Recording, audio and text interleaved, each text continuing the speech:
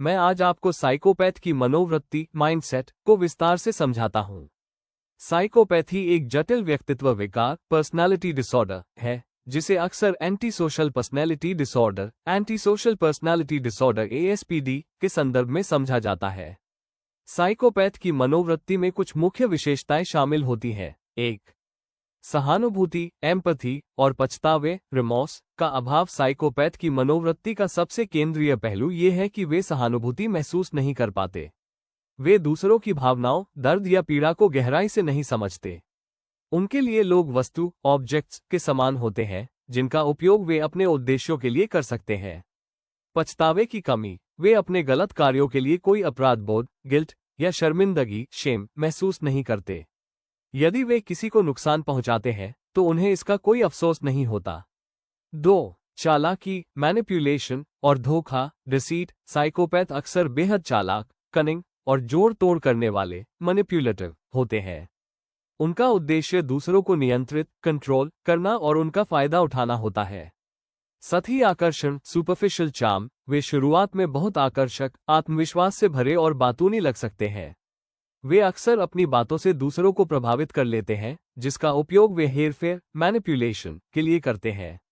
Pathological झूठ बोलना pathological lying, वे अपनी बात को साबित करने या अपने स्वार्थ को पूरा करने के लिए लगातार झूठ बोलते हैं और उन्हें अपने झूठ पर कोई पछतावा नहीं होता। 3. आत्म केंद्रितता ईगोसेंट्रिसिटी और अति आत्मविश्वास। साइकोपैथ की सोच अत्यधिक आत्म केंद्रित होती है। वे खुद को दूसरों से श्रेष्ठ सुपीरियर मानते हैं। अहंकार की भावना grandiose sense of self worth, उन्हें लगता है कि वे विशेष हैं और उन पर सामान्य नियम लागू नहीं होते। परजीवी जीवन शैली पैरासिटिक लाइफस्टाइल, उनकी प्रवृत्ति दूसरों पर निर्भर रहने या उनका शोषण करने की होती है, चाहे वह भावनात्मक, आर्थिक या सामाजिक हो। 4. आवेगशीलता इम्पल्सिविटी और गैर जिम्मेदारी इरिस्पॉन्सिबिलिटी। साइकोपैथ अपनी इच्छाओं को तुरंत पूरा करने के लिए आवेगी व्यवहार करते हैं। कमजोर व्यवहार नियंत्रण पुअर बिहेवियरल कंट्रोल्स, वे अक्सर बिना सोचे समझे जोखिम भरे रिस्की काम करते हैं। गैर जिम्मेदारी, वे अपने वित्तीय या सामाजिक दायित्वों ऑब्लिगेशंस को गंभीरता से नहीं लेते और अपने कार्यों की जिम्मेदारी दूसरों पर डालते हैं। संक्षेप में, एक साइकोपैथ की मनोवृत्ति एक ठंडी, गणनात्मक, कैलकुलेटिंग और स्वार्थी दृष्टिकोण पर आधारित होती है, जहां दूसरों की भावनाएं उनके लिए असंबंधित होती हैं। वे समाज के नियमों को अपने फायदे के लिए तोड़ सकते हैं क्योंकि वे दिल से उन नियमों को मानते ही नहीं। साइकोपैथ की मनोवृत्ति माइंडसेट के बारे में कुछ और महत्वपूर्ण बातें हैं जो आपको पता होनी चाहिए। 1. भावनात्मक प्रतिक्रियाएं इमोशनल रिस्पॉन्सेस। साइकोपैथ की भावनाओं को अक्सर उथली, शैलो या छिछली सुपरफिशियल माना जाता है। डर फियर और चिंता एंजाइटी की कमी। शोध रिसर्च से पता चलता है कि साइकोपैथ के दिमाग में डर और चिंता की भावनाएं सामान्य लोगों की तुलना में बहुत कम होती हैं। वे तनाव या खतरों के प्रति शांत रहते हैं, जिससे उन्हें जोखिम रिस्क्स उठाने और अपराध करने में आसानी होती है। भावनात्मक अभिव्यक्ति, वे खुशी, दुख या प्रेम जैसी गहरी भावनाओं को उसी तरह से अनुभव नहीं करते जैसे अन्य लोग करते हैं। यदि वे कोई भावना दिखाते भी हैं, तो यह अक्सर एक नाटक एक्ट होता है, जिसे वे दूसरों को धोखा देने या नियंत्रित करने के लिए करते हैं। 2. दीर्घकालिक योजना और लक्ष्य। साइकोपैथ हमेशा आवेगशील इम्पल्सिव नहीं होते।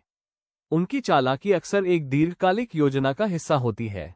शिकार चुनना टारगेटिंग, वे बहुत सोच समझकर कमजोर या भावनात्मक रूप से अस्थिर लोगों को अपना शिकार बनाते हैं, जिनका वे शोषण एक्सप्लॉयट कर सकें। नकाब पहनना वेयरिंग अ मास्क, वे सामाजिक रूप से सामान्य दिखने के लिए एक झूठा व्यक्तित्व फॉल्स पर्सोना विकसित करते हैं।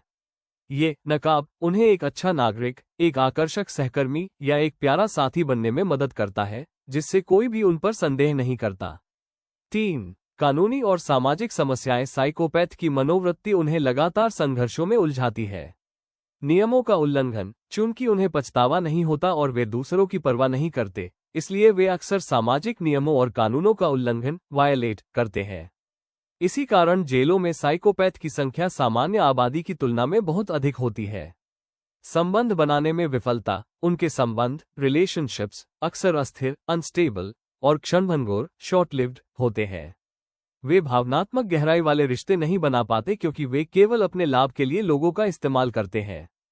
मैं आपको साइकोपैथी साइकोपैथी से जुड़े दो महत्वपूर्ण पहलुओं के बारे में बताता हूं जो अक्सर लोगों को भ्रमित करते हैं। साइकोपैथी साइकोपैथी बनाम सोशियोपैथी सोशियोपैथी दोनों ही शब्द anti social personality disorder anti social personality disorder ASPD के दायरे में आते हैं, लेकिन इनके कारण और व्यवहार में सूक्ष्म अंतर है। साइकोपैथ उत्पत्ति। साइकोपैथी में आनुवंशिक जेनेटिक और जैविक बायोलॉजिकल कारणों का प्रभाव अधिक माना जाता है, यानी यह व्यक्ति मस्तिष्क के विकास में अंतर के कारण पैदा होता है।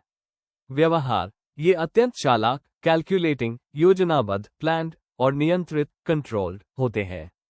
वे सावधानी से झूठ बोलते हैं, अपने शिकार को चुनते हैं और सामाजिक रूप से बहुत आकर्षक, चार्मिंग और सामान्य दिखने का नकाब पहनते हैं।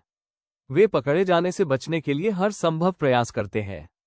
भावनाएं। ये भावनात्मक रूप से ठंडे होते हैं। इनमें सहानुभूति, एम्पैथी और पछतावा, रिमोर्स लगभग पूरी तरह से अनुपस्थित होता है। सोशियोपैथ उत्पत्ति। सोशियोपैथी में पर्यावरण एनवायरनमेंटल कारकों जैसे कि बचपन के आघात, ट्रॉमा, दुर्व्यवहार या अस्थिर पारिवारिक जीवन का प्रभाव अधिक माना जाता है। यह एक तरह से सीखे हुए व्यवहार का परिणाम अधिक है। व्यवहार। ये आमतौर पर आवेगी, इम्पल्सिव और असंगठित डिसऑर्गेनाइज्ड होते हैं। इनका व्यवहार अक्सर गुस्से या भावनात्मक अस्थिरता के कारण अचानक सामने आता है। ये अक्सर बिना सोचे समझे अपराध या गलत काम कर बैठते हैं। भावनाएं। इनमें कुछ हद तक सहानुभूति और पछतावा हो सकता है, लेकिन ये केवल उन लोगों तक सीमित होता है जिनके साथ उनका कोई करीबी व्यक्तिगत संबंध होता है। इनकी भावनाएं अक्सर अस्थिर होती हैं।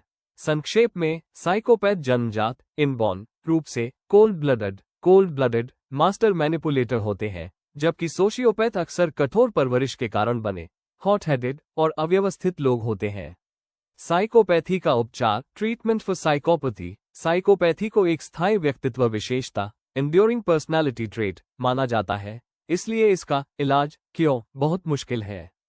पारंपरिक थेरेपी की सीमाएं। सामान्य टॉक थेरेपी अक्सर अप्रभावी होती है क्योंकि साइकोपैथ भावनात्मक रूप से जुड़ नहीं पाते। वे थेरेपिस्ट पर भी चालाकी मैनिपुलेशन का उपयोग कर सकते हैं।